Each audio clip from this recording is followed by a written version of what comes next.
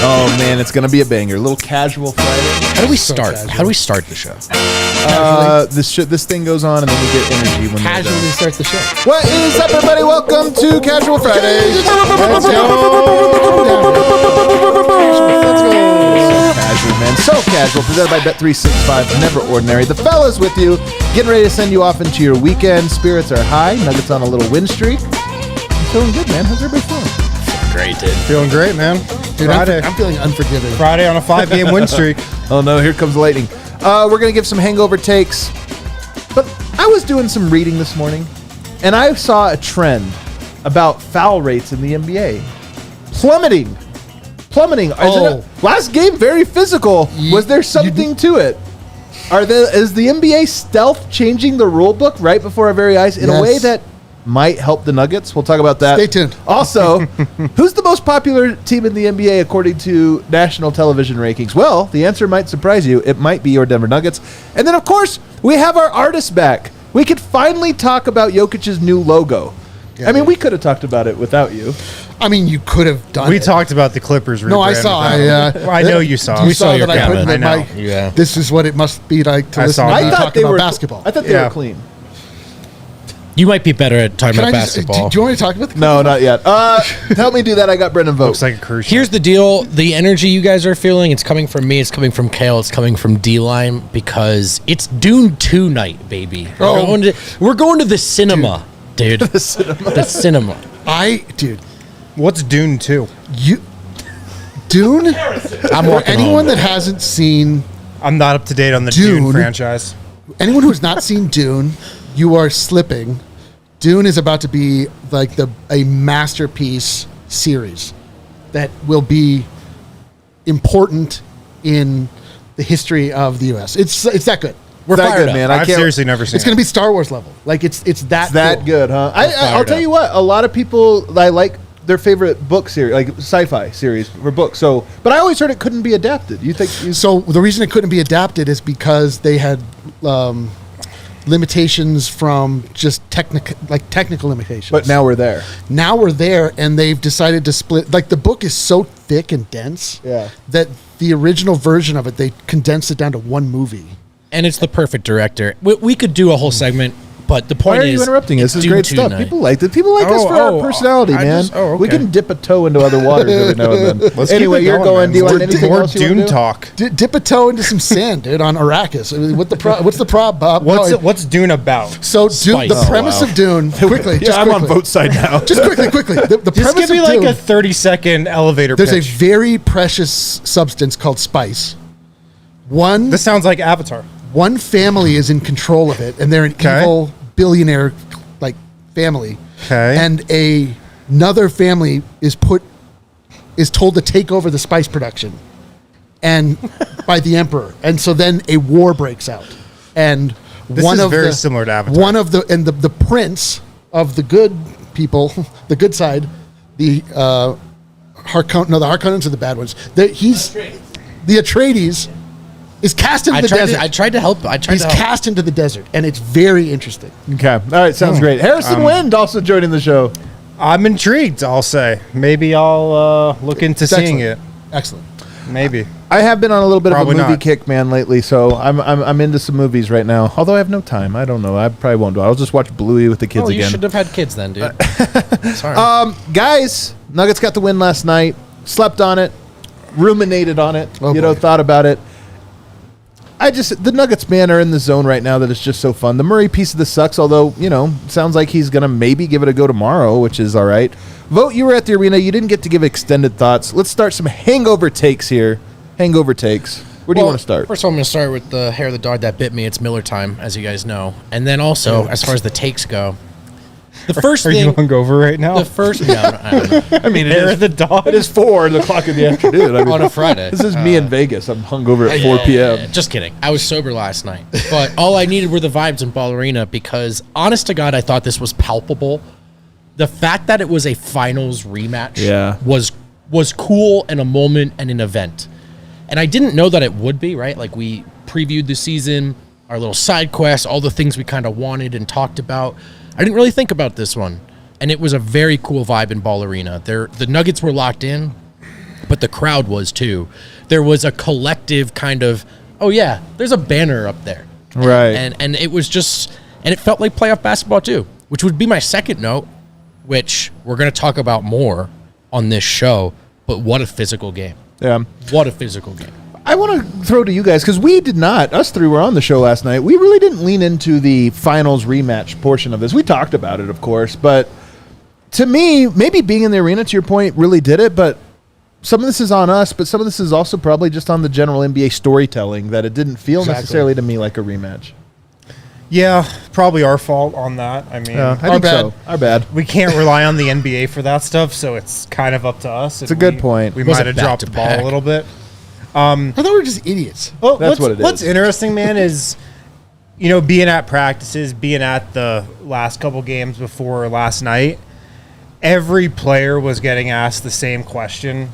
Michael Malone was getting asked the same question 5 different times.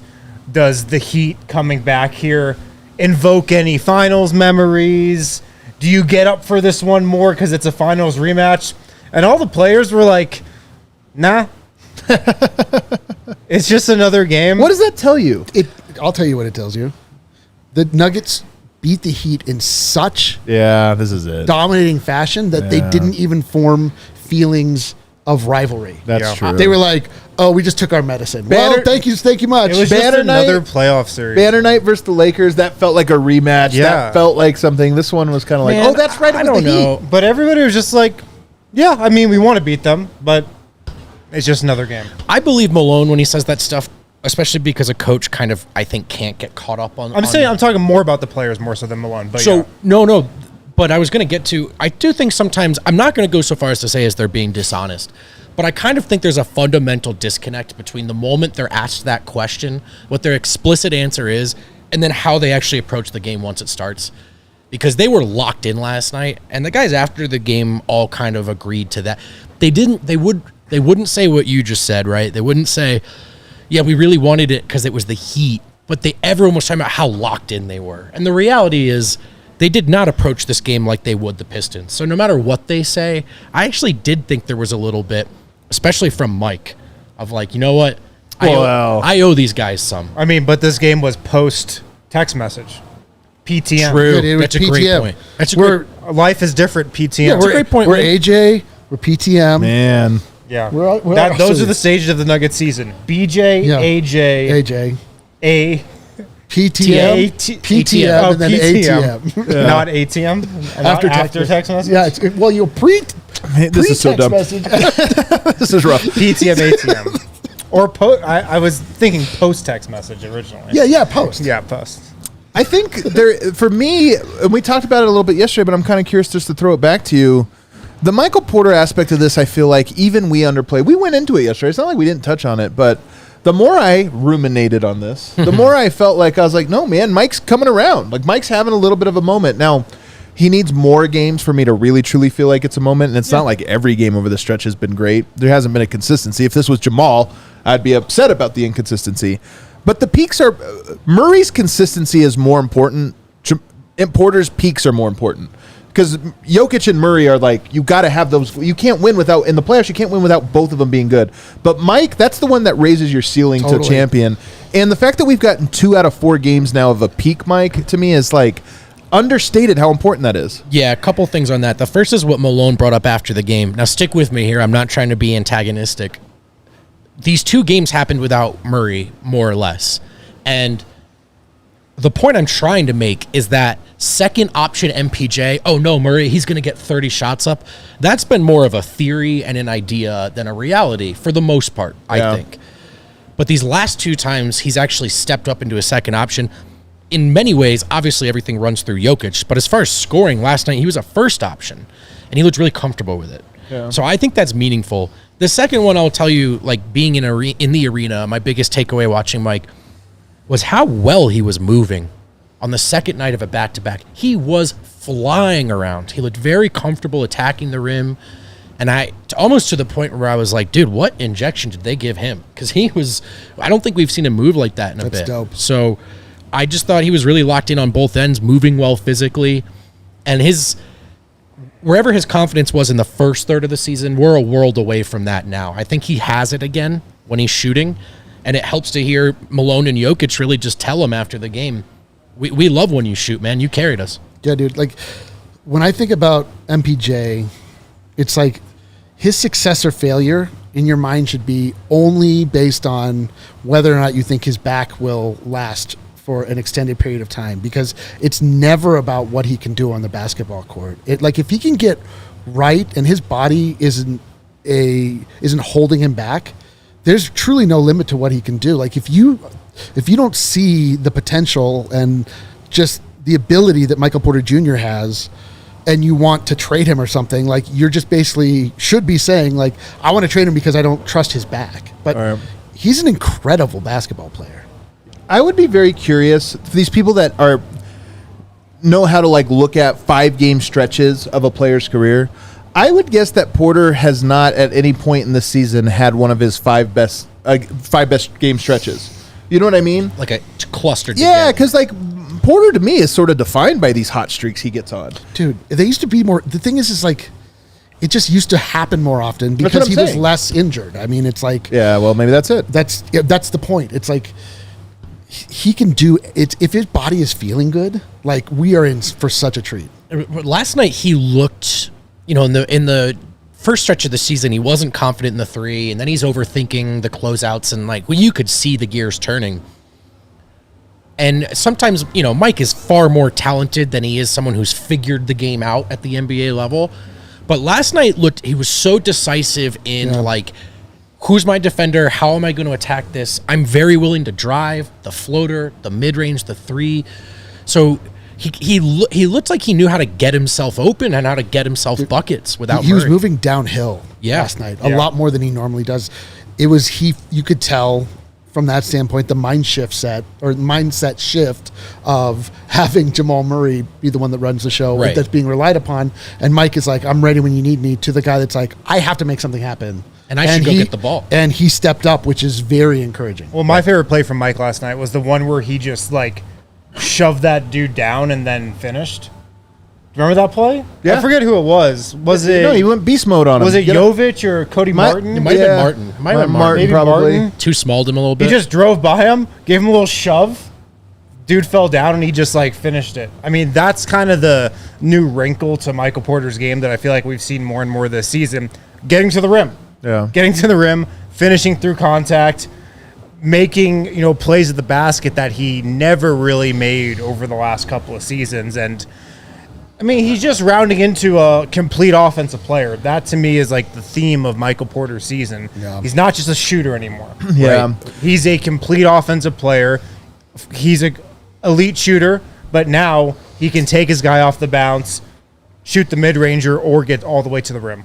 There's also something for me to, if you look at the 6 games that made Statement Week, if you were to rank these, remember we did this last time, ranking the most important games of Narrative Week? Yeah, of course. Of Statement Week, I think the next 3 are the top 3. I think Lakers, Suns, and Celtics. I mean, Warriors, maybe. I don't think they need to make a statement against the Lakers. I think the statement has already been made against the Lakers. It's probably true. It's probably true. I think that's actually fair. So you're right from statement standpoint, but just from a, like, if you had to snake draft which ones you want the most. It's this second portion of Statement Week is petty Statement Week. Oh, it's so true. Where you get to look Celtics at those. already got, so we could be petty. Which you get to look at those who have looked you in the eye and not respected you in the past, and then stick their head deeper into the mud. Yeah. But at the same time, it's clearly the Celtics, I feel like. Is the top game? Yeah. Because it's the only real measuring stick game. Like, but we're the measuring stick against every other team. The Celtics are at least the team that you could look at and say we're measuring each other. Here's a question that we would hate to be on the other side of.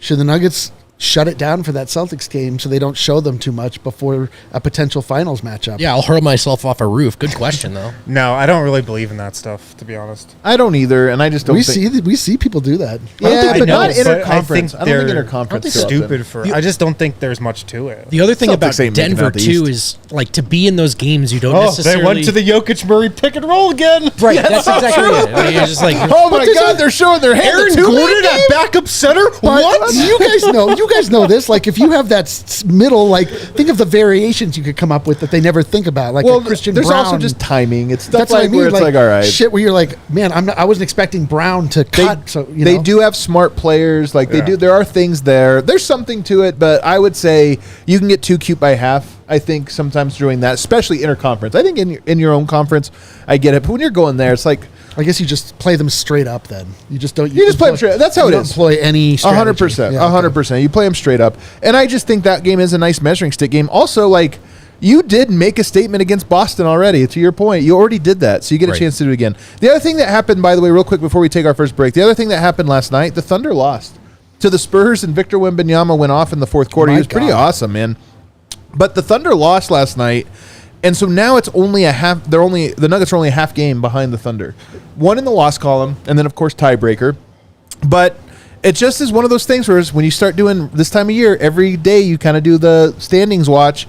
Denver, Clippers are losing, Thunder losing, Denver's not losing. They're on a 5-game win streak, and you're starting to feel it. So just something to kind of be aware of as we go. And by the way, Thunder have some tough games. They play Phoenix this weekend. I think they have another tough game over the weekend as well. So I think any one of those three teams dropping an unexpected result is really big. Really big down the stretch here. All right, let's take a break. On the other side, guys, last night's game was very physical.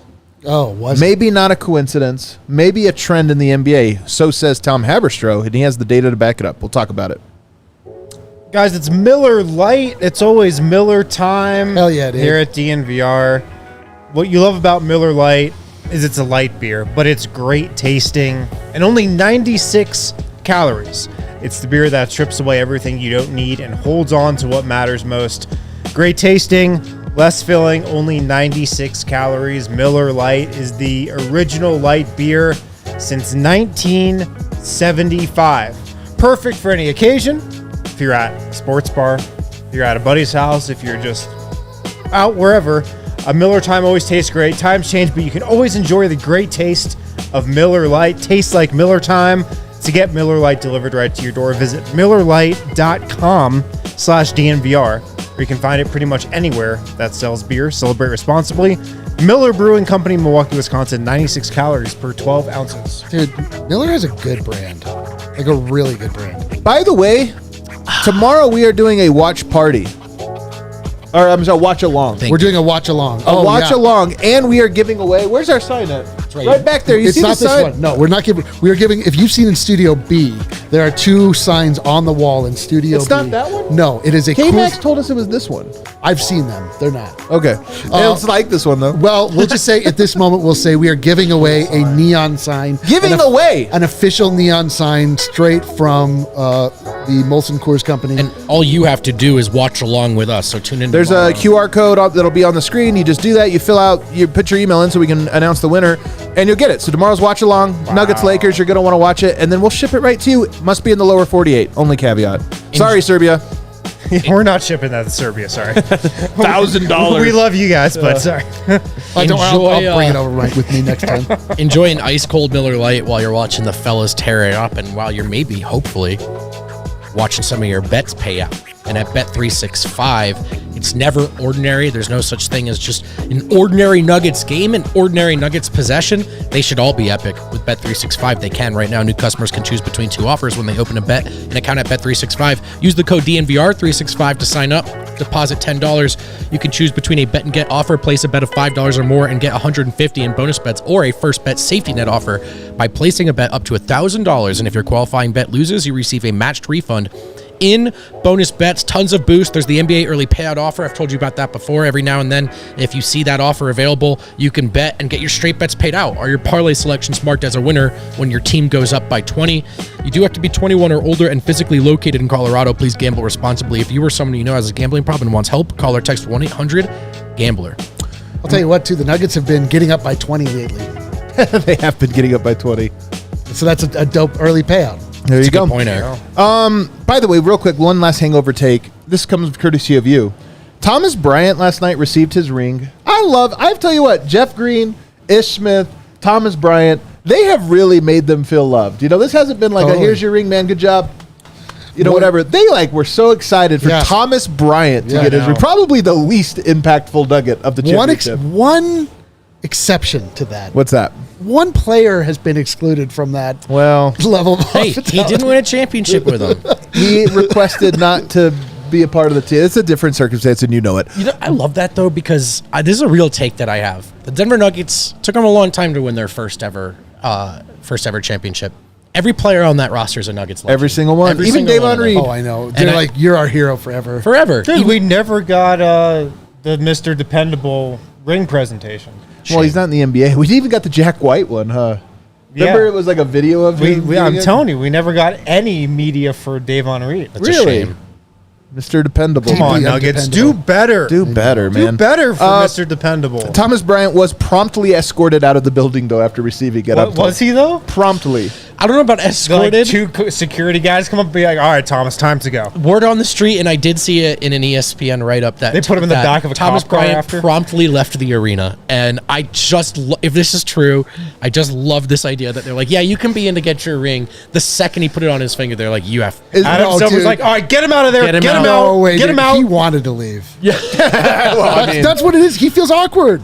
You think? Yes. What do you mean feels awkward? Suspended. He didn't do anything. It was like No, I don't think for that. I just mean like I don't think he formed bonds with the players. You don't?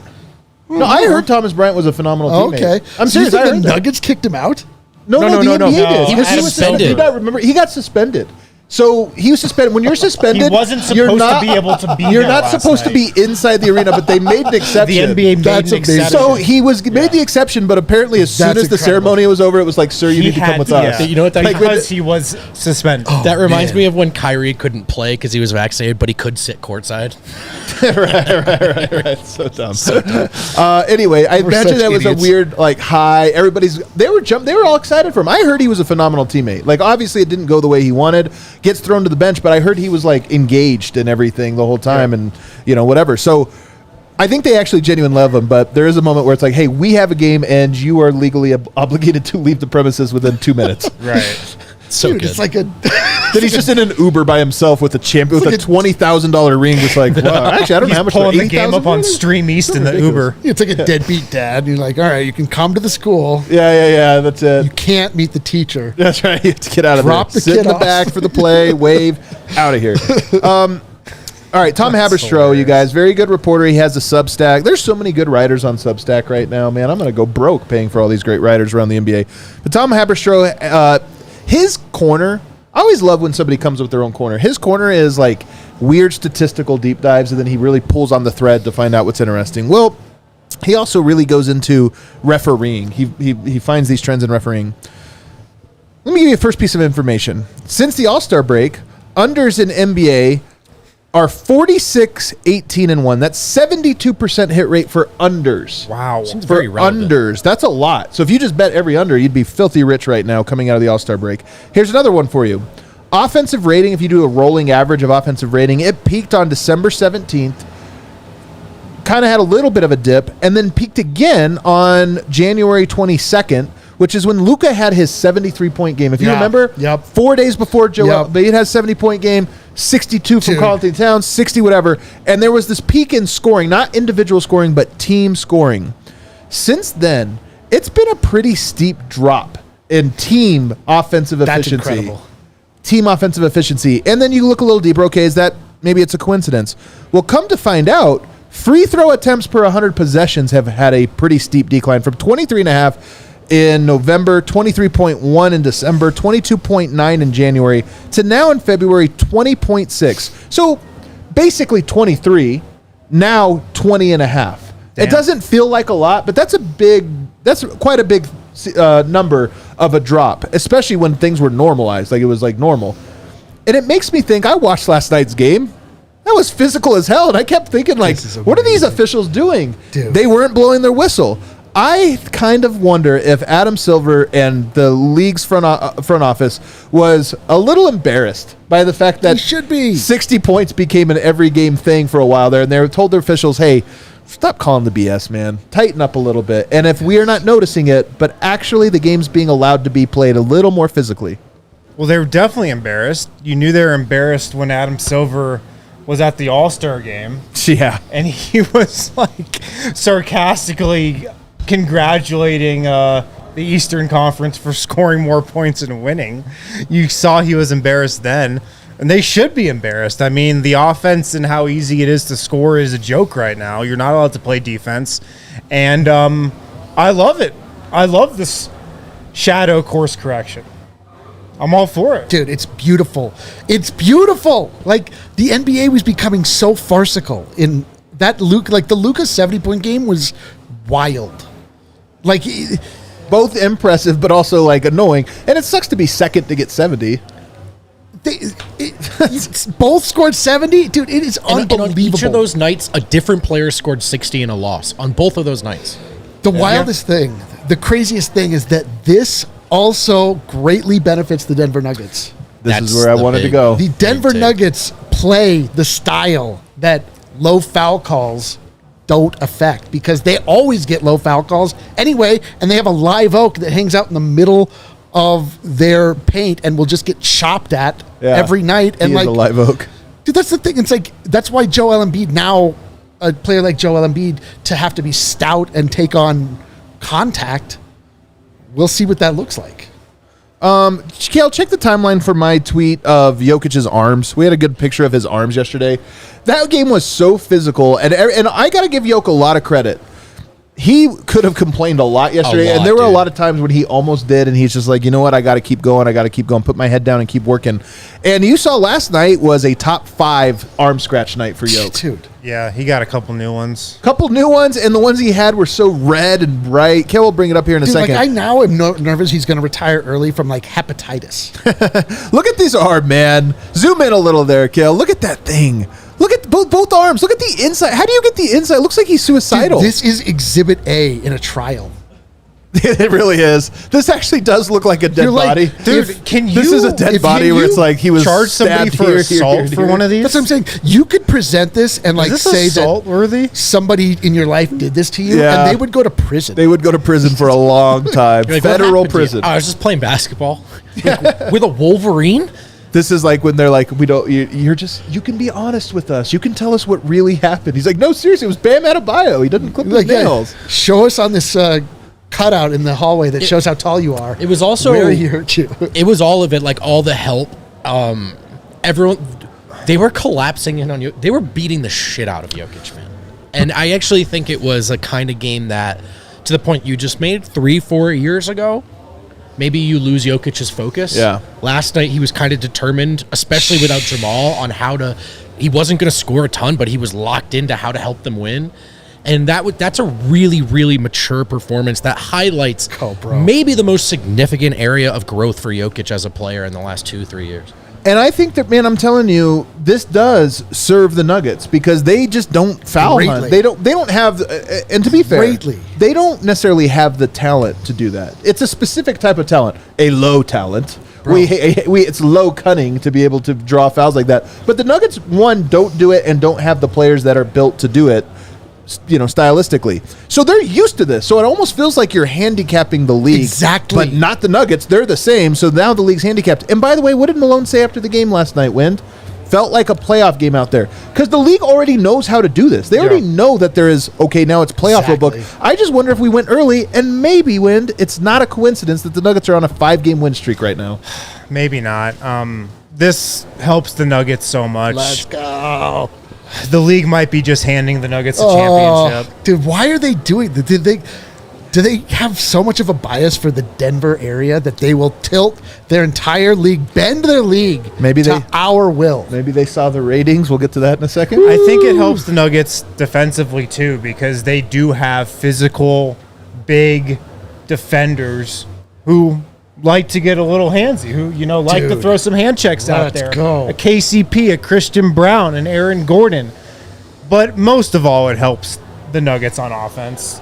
Nikola Jokic, obviously, but Jamal Murray, who might be the most ethical hooper in the NBA. At least guard. Who scored 50 points in a game with all those free throws? Shooting a free throw? Without shooting a free throw. Who just scored 32 points in a game while shooting 1 free throw? Dude, you're so right. Is he the most ethical hooper in the game? Oh my God. He's probably more ethical than Joker, to be honest. Have we looked so strongly at Jokic as the center The nexus of ethical hoops, this whole time it was Jamal Murray. This is exactly what I wrote about in the grades. That's exactly what I wrote about in the grades. Jamal, and it makes them more fun to watch, man. It makes them more fun to watch. I'm telling you, last night was so fun. And I knew Jokic should have gotten some of those calls, but I knew the Nuggets could figure out how to win anyway. And I can so easily imagine the life being sucked out of the last 8 minutes of that game. Just whistle, whistle, whistle, whistle. But that was a great basketball game. And the Nuggets I honestly think the biggest part is not losing your composure, man. Not starting to talk with the referees or starting to play for fouls. You just keep doing what you do. Yeah. And by the way, one more note real quick. On Mike, one of the biggest criticisms of Mike that's perfectly valid is that he doesn't always show up in these physical games. And last night, I thought he was maybe the best player on the floor in a physical game. But again, these are all lessons and bumps that the Nuggets have taken and learned over the years. And I think you guys are spot on. They're prepared for playoff basketball. We're ready for this. You know, the other thing, what I haven't heard, though, in the last month since whenever this trend has happened, the basketball got ugly. Basketball got worse. I haven't heard that. I think there's this misunderstanding that people actually like the 70 points and the 50 points, and I think they actually do. But I think 270 points in 1 week was the worst thing that could happen. Because people were like, all right, man. When Karl Towns scores it in a loss against the Hornets, like, you could score 70, but when Towns scored 62 against the Hornets in a loss, I actually wonder if that was too far for the NBA. Devin Booker, too, that same That week. might have been the one that crossed the line. It wasn't Embiid, it wasn't Doncic. Dude, I think it actually might have been Karl Towns doing it. That's what made Adam Silver say enough is enough. In the movie Casino. I know that one, yeah. I don't know if I remember what you're about to say. There is a pit boss who gets fired because 3 jackpots went off within like a 10 minutes thing, and he didn't recognize that it had been tampered with. Like hitting 70, that should happen once every 10 years. Right. Like they're like, oh, we're not doing our job. Yeah. Like we're allowing the league to be broken right now. So they fixed it. Good. All right, that's what's going on right now in the NBA. We'll see if that trend continues, but it's one I'm telling you, all these alarms going off telling me the Nuggets are in a really good spot. There's all these little signs. This was another one. Another sign. The Nuggets might be the most popular team in the NBA, and nobody realizes it yet. Telling you some interesting stats on the other side. Guys, it's expensive to live in Colorado these days. It's expensive to live everywhere. American Financing is going to help you out, though. Mortgage rates are lower than ever, and they're as low as they've been in a long time. Last year, interest rates were much higher than they are today. So hit up American Financing if you're looking to save money and own a house. They're saving customers an average of $854 a month by tapping into their home's equity and wiping out high-interest credit card debt. $854 a month is like a $10,000 raise over the course of the year. Who couldn't go for that? They don't charge any upfront fees. That's why they have 7,200 Google reviews and a 4.7 rating. That's a lot. 4.7 star rating. You give them a call at 303-695-7000. They're going to look for ways to save you money, and you're going to be talking to somebody here in Colorado that knows the market, that knows what you're dealing with, and can actually help you out. So hit them up today. Call American Financing. You may close in as fast as 10 days and may be able to delay 2 mortgage payments. Call today. Tell them DNVR sent you. 303-695-7000. 303-695-7000. AmericanFinancing.net/DNVR. You're just chilling in your living room, minding your own business. I don't know if you guys pace. I'm a bit of a pacer. You're walking around. Like Eric, you forgot to do the dance and the rhythm, and now there's a sandworm just exploding through your floor in your house. Has that ever happened to you? Yeah, a couple times. That's tough. What you do next, though, is you just hit up Empire Today, the absolute goats in flooring, the best place to get new flooring. For any reason, maybe it's not that, but just for any reason. That's the reason. They're the best. There are copycats, but they can't beat Empire Today on quality, service, and speed. They're trying to help you find what you need. They don't want to overwhelm you with thousands of choices and substitutes, which is, it's like why you're going to professional, right? You don't want to just scroll online and get lost in the options. You want the experts to point you in the right direction. Schedule a free in-home estimate today. All listeners can receive a $350 off discount when they use the promo code DNVR. Restrictions do apply. See EmpireToday.com/DNVR for details. My favorite Substack that I read is Ethan Strauss's. I find him to be very interesting. He pulls on some very interesting threads, many of which are taboo, that people are afraid to talk about. One of them is ratings, that for some reason, and I've noticed it more and more the more I've been in NBA media, how much the NBA media seems to want to protect the NBA. I find it very strange. Yeah. The idea of a journalist, should be like you try to look at things objectively, even if you have passion for it. Because you're granted access. Because you're granted access, you're almost like, I want to pump them up or whatever, pump the NBA up. Yeah. Nobody gives us anything. Yeah, nobody gives us anything. He's very critical and very skeptical of the NBA and some of the decisions they make and different things. Well, he's very into ratings. I'm very into ratings. He writes about them a lot on a very interesting level. But one thing he uncovered was there have been 10 total games this year so far, ESPN and TNT games. There have been 10 games so far this year that have hit 2 million viewers. 2 million, which is kind of a low number if you know historical numbers, but 2 million. 4 of them include the Denver Nuggets. 4 of them include the Golden State Warriors. That means the rest of the NBA, just 2, two games that did not include those 2 teams. You know what I would call this? What? The golden era. Do you think it's just casual fans checking in to see if Jokic actually can play defense? Maybe it's that. People get interested. I'm checking in to watch this fraud. People buy the Nuggets, man. The Nuggets appear to be a television draw right now, and it is against all odds because the NBA has done absolutely nothing to promote the Denver Nuggets. We know this. They try to talk about the Lakers. They try to do this or that. Lakers, by the way, not necessarily the same draw as the Nuggets according to the numbers, and they're on television even more than the Nuggets are. So I find this very interesting and very compelling. Now, let's play devil's advocate real quick before we dive into this. The Nuggets are not on television locally. Is it possible that they're more popular on national television because local audiences get extra excited that they're on TV? I'm honestly not smart enough about this stuff to know how observable that bump would be. I'm sure there is one. I'm sure there is. I don't know if it's enough to take us to where we're, to like, the level we're talking about here. That's an interesting perspective. One thing that just occurred to me, the Nuggets are 11-0, right, in their last combined games against the Lakers and the Warriors. Remember, for a long time in the Jokic era, we always laughed because they would throw duds up on national TV. We would see them play like budding contenders. Everyone else would see them shit themselves. Sorry for cursing. No, I'm not. But yeah, well, who's that for? Lately, I don't know. Sorry to all you 12 and under kids watching this show. There are some. But anyway. I was serious. We talked about how every time they play the Warriors, seemingly it's a good game. And how the last 7 times they played the Lakers, they've looked like they've wanted to send a message, right? Really, truly. And just win in the playoffs. I think there's something to it. I think it's that they won in the playoffs, and now they're on national TV. They're beating everyone's favorite teams, the most popular teams. They look great. And I honestly think it's people tuning in and going, okay, yeah, the Nuggets are quality TV. Like, the next time the Nuggets play the Warriors, I think a lot of casual fans are going to go, yeah, we're sitting down for that one too. The Nuggets have so many things going for them that could make them, quote-unquote, America's team. First of all, they just play a beautiful style of basketball. I think they play the style of basketball that most people actually want to watch. It's true. They share the ball. They pass the ball. They're unselfish. They also have the best player in the league. But they're also just not about the bullshit that other teams and other stars are. A lot of people hate LeBron James. A lot of people love LeBron James, but a lot of people hate him because of all the bullshit that comes with him. A lot of people hate other stars in the NBA. Nobody hates Nikola Jokic. I mean, some people do, but that's not. It's people like their on own Twitter stuff. It's who their own are stuff. aren't real and don't count in this conversation. Casual NBA fans don't hate Nikola Jokic. They don't hate Jamal Murray.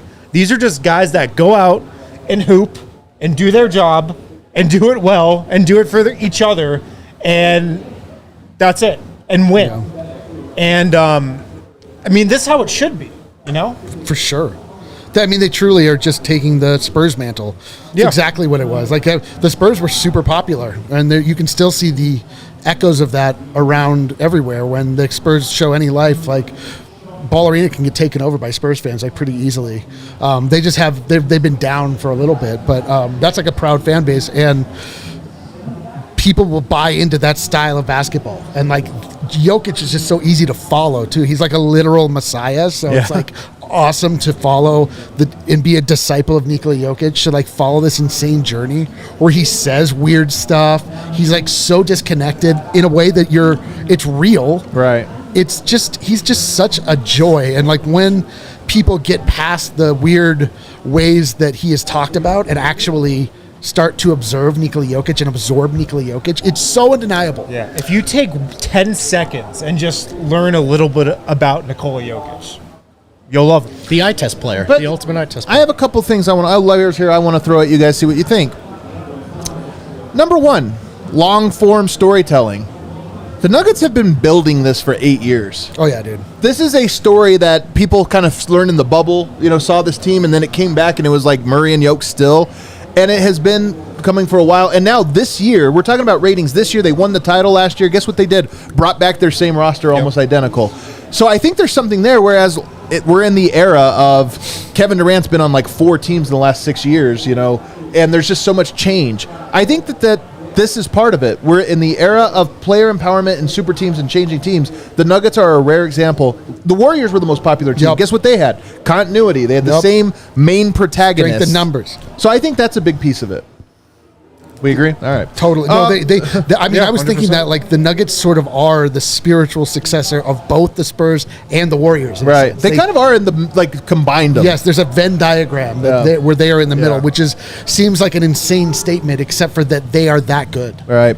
And not even just good, it's also stylistically that they kind of take this team ball, but it's also exciting. But those are historically great. Historically great. You didn't runs. need to understand everything the Warriors were doing to be in awe of it. Right. And the Nuggets have, like, those possessions that Murray, whether it's, even if it's just a pick and roll, Jokic in the middle of the floor, floater zone, this is going to be a floater, oh no, it's an alley-oop to Aaron Gordon, is as aesthetically pleasing as any play in basketball right now. And I don't think you need to understand the game to really be like, these guys are sick. I think there's something, like, football does a better job of this next point, which is the Nuggets are a zig to a zag trend in the NBA stylistically. It's a pick and roll league, a spread pick and roll in particular. Guys are specialists. They stand still and go like this and wait for a pass, and when it comes, they shoot. They guard the same way. Everybody plays the same defense, same offense. The Nuggets are very different than every team and how they play. I mean, Sacramento has a little bit of it to them. There are teams that are starting to take pieces, but I also think that the Nuggets have a familiarity of style. I said this about Jaime Jaquez the other day on All NBA Show. He is both a throwback to an old era, but also an original.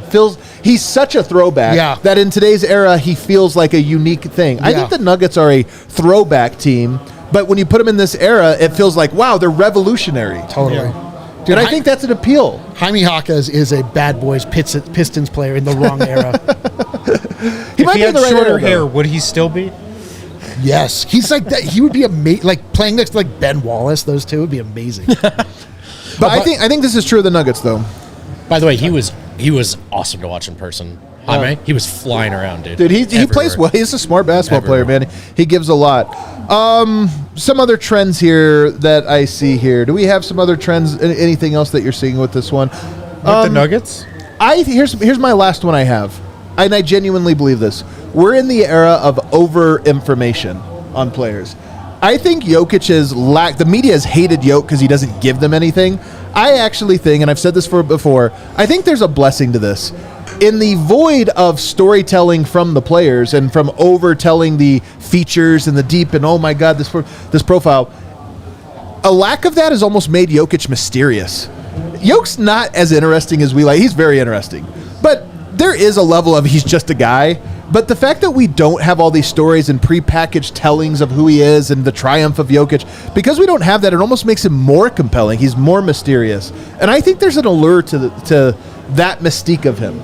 Totally, because some of the stories with other stars have been, to your point, overtold to a point where now they're just annoying. So annoying. Like Giannis's goofy bit about like smoothies and ice cream and Chick-fil-A getting free Chick-fil-A. It's annoying. And also the failures and like grind and stuff. Like there's stuff, even that part, which is true and good, is annoying now. Where I'm like, shut up about your grind. Damian I don't Lillard care. talking about loyalty for 10 years and then demanding a trade. You know what it is? That's annoying. It's the difference between like tabloid and myth. Yeah. And Jokic is building a myth. Yeah. And there's so much vacancy The thing there. about myth is that like the reason it takes on is because other people start to tell the story for you. Right. They're so invested in your story that they start to tell it. And like that's Jokic. And like when he does reveal pieces of himself, it's so delightful. Yeah. He's so delightful. And also, casual fans just love the fact that Nikola Jokic just is a regular dude. Yes. Yeah. They love that about him. They love that he just goes to work, dominates, goes home, hangs out with his family. That's Loves so his daughter. endearing to fans. Yeah. He's Than like, whatever like LeBron is doing after a game, just posting cryptic You know what messages on social media. This is probably taking it too deep, but you know how if you read the instructions to a thing, you almost know it less than if you like take it apart and put it back together, because there's a level of discovery, that effort that is taken. And I think there's something of that with Jokic, where it's like somebody tells me all these great things about Jokic, it's less appealing than I just like observe them over time, and I'm like, man, this is so interesting because you had to work for it. I think there's something there with Jokic. yeah. All right, let's take a break. On the other side, let's get to know him even better now through branding. Let's go. His new shoe logo.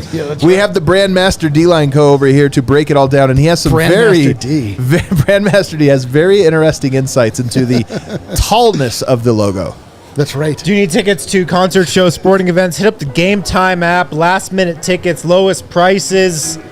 They have a really easy to use app and easy to use website. A lot of those third-party websites out there, very difficult to navigate. You don't know if you're getting a good deal or not. Game Time is a super easy experience. Easy to find and buy tickets of every kind of event in your area. You get views from all the seats in the venue too when you're purchasing, so it makes it really clear what you're getting. And you can download the Game Time app right now, create an account, and use code DNVR for $20 off your first purchase. Terms apply. Create an account, use code DNVR, $20 off. Download Game Time today. Last minute tickets, lowest prices, guaranteed. It's how we buy our tickets. Concerts, shows, sporting events, Game Time, it's our go-to. You can watch the Denver Nuggets locally. You can do it with Fubo TV, which has the most Colorado sports for the lowest price. 140 plus live channels with sports shows, movies, and news. You can live stream TV from any device. No contract, no cable, no hassle. Yes, there's DVR, 1,000 hours of it, no extra charge. So it's the Nuggets, it's the football, it's your Colorado sports. You can get it, and you can get it at a good price, and you can do it with Fubo. Go to www.fubotv.com/DNVR to sign up for 15% off your first month of Fubo Pro. And we are back. All right, there's a new logo because there's a new shoe. Jokic is officially a 361 man. New logo just dropped. It dropped like a week ago. You guys have all seen it. Kale, bring up the Nikola Jokic official logo from 361. If you are a podcast listener, you might be worth checking this out on YouTube because this is going to be pretty visual. You're in trouble. You should look up. You should find these images. We put it segment 4 for this reason. I know we have a lot of audio listeners. Listen, what am I seeing here? Okay, this Nikola Jokic logo has a few things that are awesome about it and a few things that are very strange about it in my eyes. One, it's very tall. It's not shaped traditionally like a crown that you would think of. And the N is backwards because the counter form of the J, it needs to tuck under that other side of the N in order for it to make an N. So it doesn't actually say NJ. It says backward, it's NJ. Obviously, then, what it's doing is it's turning the jester's hat into a crown. Yeah. It is by putting the 1-5 filling those other points that you would see behind on a fully circular crown. So that is cool because it's just mixing, it's taking the idea that the Joker is actually the emperor. So I love that about this like thematic thing like that was a little bit prevalent in the last one, but is like much more pronounced. Like this Joker is a becomes the crown. emperor. So that's a cool thing. I love that they've elevated him that way. I assume the shapes that are the diamonds at the top of each one of the crown prongs are like supposed to be referencing maybe a diamond or something from like a The card. first three-peat, maybe? It does look like, But that's what shape, I thought. that shape looks like diamonds you would see in a pack of cards. Yeah, it looks like a card. Like so it could potentially be playing off of that idea too, which is Don't you cool. think it is? I think probably it's not exactly. They're a little concave. Like, isn't that a diamond is not generally that like? You don't think? I think it is. Well, that's why I'm bringing it up. Is that it's very possible that that's the case, but I'm not 100% convinced. It's just I think that's true, and if so, it's actually a very clever addition. But so I was thinking about like, why is this thing shaped so weird? And Kale, like, this is an identity that was developed in Asia, and everywhere around the world has different cultural touch points.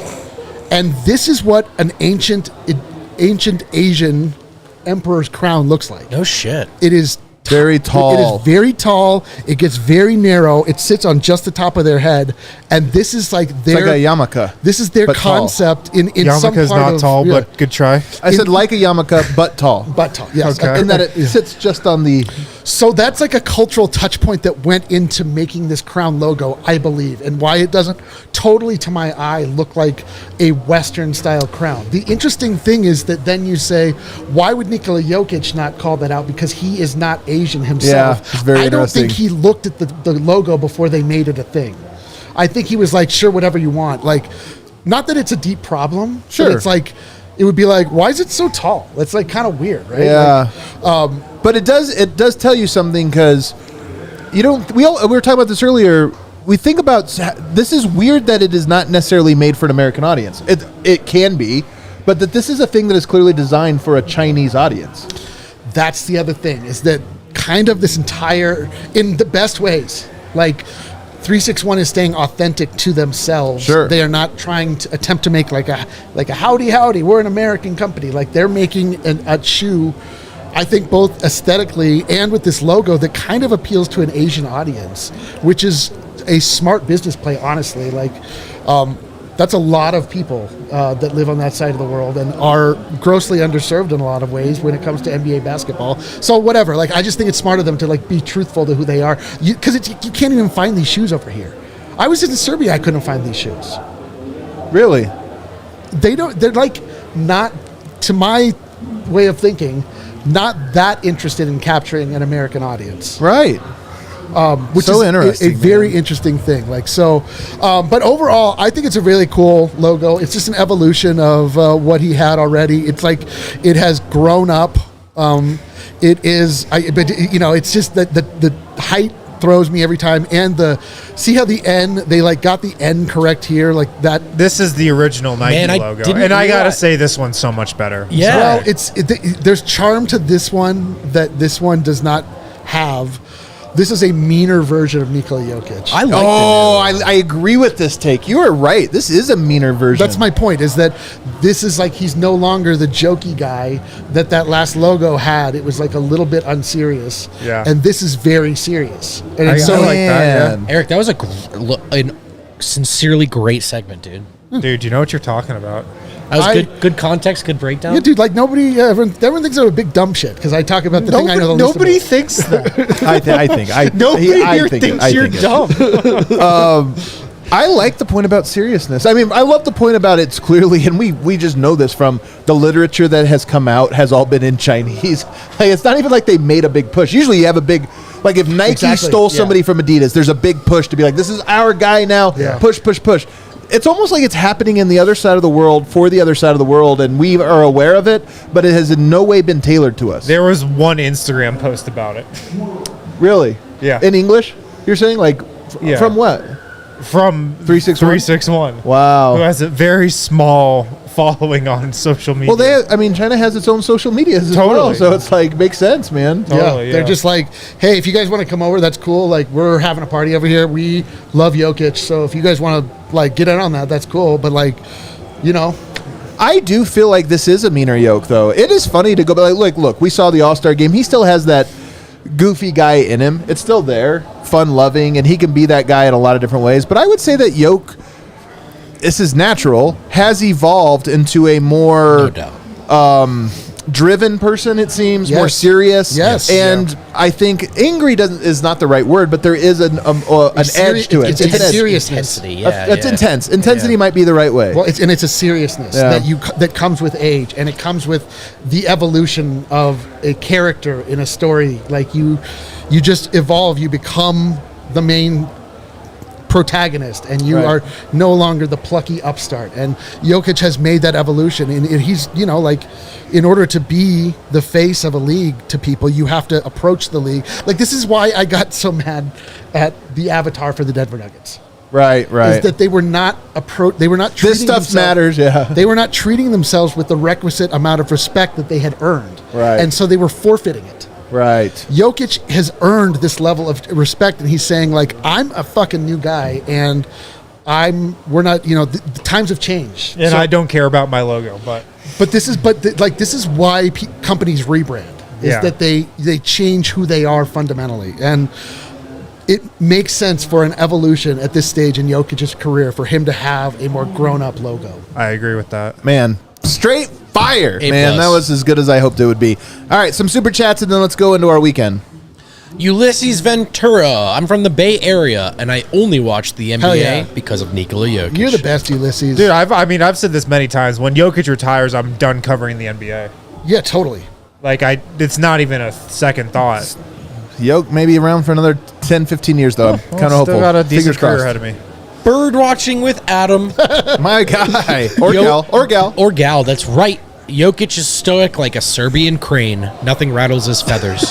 So true, man. It's so true. Dude, Is that a type of bird, Serbian crane? Yeah, is that like a different than other cranes? Or? I think they have the demoiselle crane. I believe they have that one. They also have the common crane. You have I a believe. real man, answer to that, you see so many birds of prey out there. For real. There's hella birds of prey out in Serbia. That's why the eagle on the crest makes so much sense. By the way, it's the American Raptors, yeah, dude. American Raptors having a party Ruckus down downstairs. there, I dude. love that. Vlad Panic, D-line. I am giving you guys 30 Australian. Hell yeah. Talk about Dune some more, brother. The floor is yours. Don't worry. Don't rush the other. Don't worry about the other Chads on the panel waiting on you. I knew it. I knew it. Adam, they think that we're talking to dullards who can't handle high cultural critique and explanation. It was the but first it turns 5 out minutes of the. we're going deep, dude. We're going to a deep wormhole on Dune. Who's the best character in Dune? The best character in Dune, in some ways, is the Baron Harkonnen, who's this like weird Jabba the Hutt guy, and then the dope character good is description. Paul Atreides, who is the Luke Skywalker, who learns about the truth to who he is through ancient mystic ways. It's so dope. There are sandworms. The sandworms dominate big. the planet, and you very cannot big. just run on the sand. So they exiled him to the desert, thinking he would just be eaten by a worm. If But you he had wasn't. to compare Nikola Jokic to one character and one guy on Dune, who would that be? He is Duke Leto, who Okay. unfortunately dies. Damn. All right, perfect. Dude, that's a spoiler. That was in Dune 1. Yeah, but I mean, come on, I haven't seen Dune 1 yet. I haven't either. Oh, I'm sorry. The book was written in 1972. Oh, I just have to read the book now. Yeah. All right, everybody. Thanks so much for hanging out with us this entire time. Go see Dune this weekend so you can understand what the show's about tomorrow. Because I promise Some you the love for pregame Duncan, show. Idaho in the chat. The pregame show is Duncan probably Idaho's going to my be guy. very, very Dune heavy, I'm guessing. Duncan, Idaho, the worst character name in the history of movies. Good Duncan, character. Idaho. Duncan, Idaho. Duncan, Idaho sounds like something you buy in the frozen food It's section. completely out of character for the rest of the. It is. out of universe. Yeah, dude, like too. everyone's named like these crazy names, and there's a guy, Duncan, Idaho, and he's like a badass. It's like Cooper Flag. Yeah, dude. Cooper Flag's a great name, too, man. That's a really good name. Duncan, Idaho. Hit the like button on the way out. Have a great Friday night. Come join us Goodbye. tomorrow at the DNVR bar. And if you're not at the DNVR bar for our watch party, which is going to be an absolute banger, You suck. then watch the watch along because you can win something that's not that but looks like that. The Miller Lite. What do you call those? Lighted sign? Bar sign. Neon sign. Neon sign. Bar sign for your basement. See you tomorrow.